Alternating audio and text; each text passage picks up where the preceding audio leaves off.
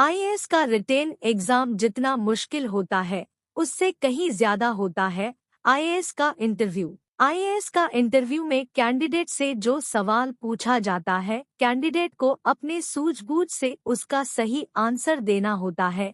लेकिन हर साल इस एग्जाम को तैयारी करने वाले कैंडिडेट को भी इस एग्जाम को पास करने में भी काफी कठिनाइयां झेलनी पड़ती है। सो गाइज, आप देख रहे हैं वर्ल्ड जी के स्टडी ग्रुप। आज हम ऐसे ही कुछ क्वेश्चन के बारे में हम बात करने वाले हैं जो कि आईएएस के इंटरव्यू में पूछे जाते हैं।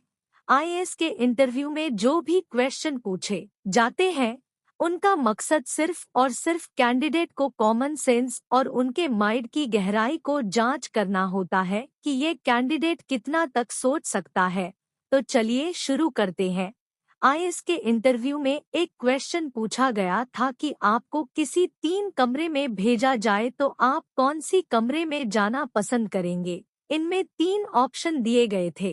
पहले कमरे में जहां आग लगी हुई है, या दूसरे कमरे में जहां 5 हत्यारा बंदूक के साथ खड़े हैं, या फिर तीसरे कमरे में जहां एक शेर 1 महीने से बिना कुछ खाए पिए रह रहा है। इस सवाल को सुनकर काफी सारे कैंडिडेट सोच में पड़ जाते हैं कि क्या आंसर दे, और इसका सही आंसर नहीं दे पाते हैं।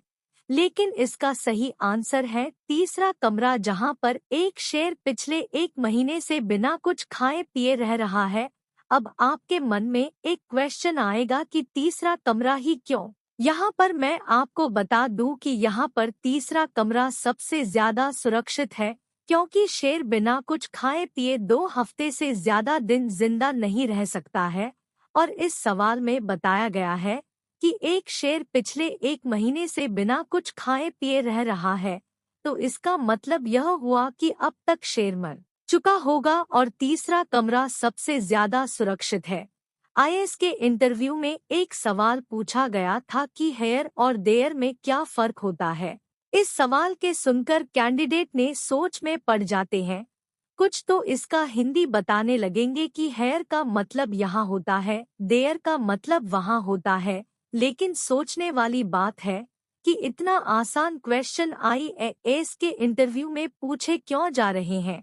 लेकिन कैंडिडेट ने बहुत ही सूझबूझ के साथ जवाब दिया। उसने कहा कि हेयर और देयर में सिर्फ टी का फर्क होता है। यहाँ पर आप देखें कि पूछा गया है कि हेयर और देयर में क्या फर्क होता है। ये नहीं पूछा गया कि हेयर और देयर का क्या मीनिंग होता है, बल्कि यह पूछा गया है कि हेयर और देयर में क्या फर्क होता है, और हेयर और देयर में सिर्फ टी का फर्क होता है। आईएएस के इंटरव्यू में एक क्वेश्चन पूछा गया कि जेड के 8 लड़के हैं और उनकी एक बहनें हैं, तो जेड के कुल कितने बच्चे हुए। इस सवाल के सुनकर काफी सारे कैंडिडेट ने परेशान हो जाते हैं और सोच में पड़ जाते हैं और जल्दबाजी में इसका गलत आंसर दे देते हैं। लेकिन मैं आपको बता दूं कि इस क्वेश्चन को सही से सुनेंगे तो इसका जवाब क्वेश्चन में ही मिल जाएगा। इसका सही जवाब है कि जेड के कुल 9 बच्चे हैं, क्योंकि 8 लड़के हैं और एक बहनें हैं, तो टोटल 9 बच्चे हुए। एक क्वेश्चन पूछा गया था कि एक बच्चा पाकिस्तान के लाहौर में पैदा हुआ लेकिन फिर भी पाकिस्तानी नहीं है, ऐसा क्यों। तो इस क्वेश्चन को सुनकर के काफी सारे कैंडिडेट परेशान हो जाते हैं और इसका आंसर नहीं दे पाते हैं। लेकिन वो सोचते हैं कि यह बहुत ज्यादा बड़ा क्वेश्चन है, लेकिन देखा जाए तो यह उतना हार्ड भी नहीं है। इसका सही जवाब है कि वह बच्चा 1947 से पहले पैदा हुआ था, और हम लोग जानते हैं कि 1947 से पहले पाकिस्तान देश नहीं था। तो जब वह बच्चा लाहौर में पैदा हुआ तब वो पाकिस्तानी नहीं बल्कि हिंदुस्तानी था।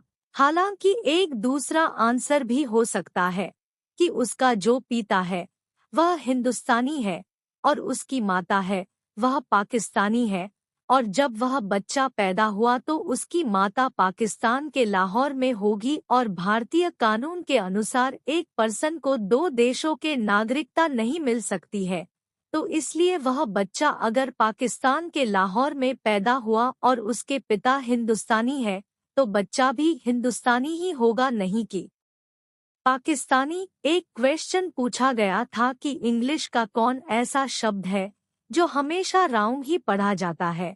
आप चाहे इंग्लिश में कितने भी अच्छा जानकार क्यों ना हो, यह सवाल सुनकर के थोड़ी देर आप सोच में जरूर पड़ जाओगे। और अगर आपको इसका जवाब पता है तो कमेंट करके अवश्य बताएं, लेकिन आपको नहीं पता है तो मैं आपको बता दूं कि राउंड एक ऐसा शब्द है जो हमेशा राउंड ही पढ़ा जाता है। सो गाइस, क्वेश्चन इतना भी मुश्किल नहीं होता है, लेकिन जरूरत है आपको सोचने और समझने की और ज्यादा डिप में न जाने की। और जब भी ऐसा क्वेश्चन पूछा जाए तो जरूरी नहीं है कि ज्यादा डिप में न जाए, इसे नॉर्मली भी सोच सकते हैं। सो गाइस, अगर आपको वीडियो पसंद आया है तो चैनल को सब्सक्राइब करके बेल आइकन जरूर ऑन कर लीजिए।